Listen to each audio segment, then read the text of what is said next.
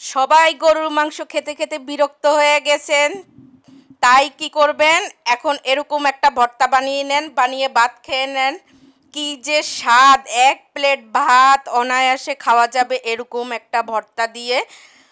প্রথমে আমি লইট্টা শুটকিটাকে ভালো করে ধুয়ে নিছি, একদম পরিষ্কার করে ধুয়ে নিয়ে তারপর আমি কড়াইয়ের মধ্যে লইট্টা শুটকিটা দিয়ে দিছি। দিয়ে এবার আমি সরিষার তেল দিছি, আমি এটা সম্পূর্ণ সরিষার তেলের উপরে ভাজি করে নিব। তারপরে আমি সরিষার তেলটা দিয়ে তারপরে এই শুটকিটাকে আমি অনেকক্ষণ যাবৎ ভাজা ভাজা করে নিছি, কারণ শুটকির একটা গন্ধ থাকে, সেই গন্ধটা যেন চলে যায় ভাজা মানে ভাজা ভাজা করতে করতে। তারপরে যে শুটকিটা আমি ভালো করে ভাজা ভাজা করে নিছি, ভাজা ভাজা করে নিয়ে ওই পাশে আমি একটু লবণ দিয়ে দিছি, লবণ দিয়ে তারপর আমি একটু রসুন কুচি করে নিছি। তারপরে এই যে পেঁয়াজ কুচিটা ছিলই, আমি তো আসলে কুটা বাছা করতে পারি না পিঠের ব্যথার লাগা, খালায় কেটে দেয় আর কি। তো পেঁয়াজ কুচানো ছিল আর রসুনটা আমি কুচায় নিছি আর কি। এই যে রসুন কুচায় নিছি আর এই যে পেঁয়াজ, তারপরে এখানে রসুন কুচি দিয়ে দিলাম, তারপর পেঁয়াজ দিলাম, দিয়ে তারপর আমি আবারও ভালো করে ভেজে নিলাম আর কি। তারপর এখানে কাঁচামরিচ দিয়ে দিলাম, সামান্য একটু চিলি ফ্লেক্স দিছি আর কি, মানে শুকনো মরিচও দেওয়া যায়, তো মানে শুকনো মরিচের গুঁড়াই দিছি আর কি আমি। তো কাঁচামরিচ আমি এখানে কয়টা দিলাম, 5টা মনে হয়। তো ঝাল, আমার ছেলে কিন্তু ঝাল মোটেও খেতে পারে না, আবার আমার জামাইও ঝাল খেতে পারে না। আর তার তো ওপেন হার্ট সার্জারি করা, সে মশলা জাতীয় কোনো খাবারই খেতে পারে না, আর ঝাল তো খাইতেই পারে না, সেজন্য আমি ঝালের পরিমাণ দিছি। তারপরে আমার কাছে মনে হইলো যে আরেকটু তেল লাগবে, সরিষার তেল, এই সরিষার তেলের উপরে আমি ভর্তাটা পুরা করছি আর কি, ভাজছি আর কি। একদম এটাকে এবার ভালো করে ভাজা ভাজা করে নিব, ভালো করে ভাজা ভাজা করে নিয়ে তারপরে এটাকে আমি পাটায় বাটবো আর কি। আমি কাঁচা পেঁয়াজ দিব ভর্তাতে, যদি কাঁচা পেঁয়াজ না দেওয়া হয় ভর্তার কিন্তু একটা গ্রান হয় না, মানে স্বাদ হয় না। কাঁচা পেঁয়াজ দিলে আর কি ভর্তাটা বেশিক্ষণ মানে থাকবে না, খেয়ে ফেলতে হবে আর কি। আর কাঁচা পেঁয়াজ না দিলে ভর্তাটা কিন্তু অনেকক্ষণ থাকে, নষ্ট হয় না। তারপর এখানে এই যে সামান্য চিলি ফ্লেক্স দিয়ে দিছি, মানে মরিচটা যে যেরকম খান আর কি ওই পরিমাণে দিবেন।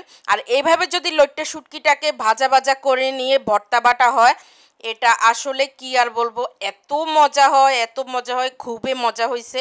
এই যে ছেলেরে এইমাত্র আমি ভাত খাওয়াই দিলাম, ছেলে আবদার করলো মা আমাকে হাত দিয়ে ভাত খাওয়াই দাও, তারপর ওকে আমি হাত দিয়ে ভাত খাওয়াই দিলাম। আমি তো ভর্তা বেড়েই খেয়ে খেয়ে নিছি, আসলে আমি বাটতে পারি না, আসলে পাটায় বাটলে আমার পিঠে ব্যথা উঠা যায় সাথে সাথে। কিন্তু যাক, এখন আল্লাহ মাফ করছে, আমি ভালোভাবেই পাটায় বেটেই আসলাম।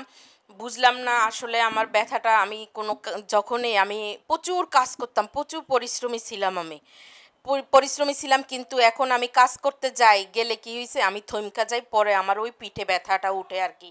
কিন্তু এখন ভর্তাটা বাড়ছি তো ভাত খেয়ে এই যে এসে বয়স দিলাম আর কি, কিন্তু পিঠে ব্যথাটা উঠে নেই এখনও। এই যে আমি পাটার মধ্যে ভর্তাটা মানে শুটকিটা পুরা দিয়ে দিলাম, এবার আমি এই যে এতগুলি কাঁচা পেঁয়াজ দিলাম আর কি।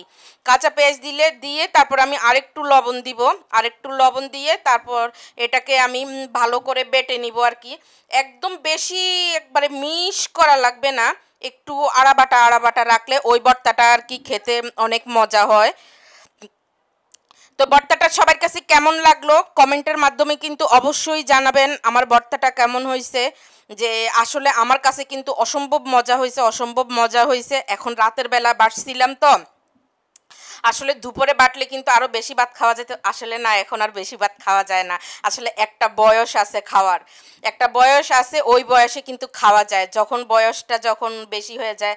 আমি সবসময় বলি, মানে আমি মানুষের মতো বয়স লুকাই না, আমার বয়স 45-46 বছর। তো আসলে সব বয়সে সব কিছু খাওয়া যায় না, চাইলেও এখন আর ভাত বেশি খাওয়া যায় না, পরিমাণ মতো খাওয়া লাগে আর কি।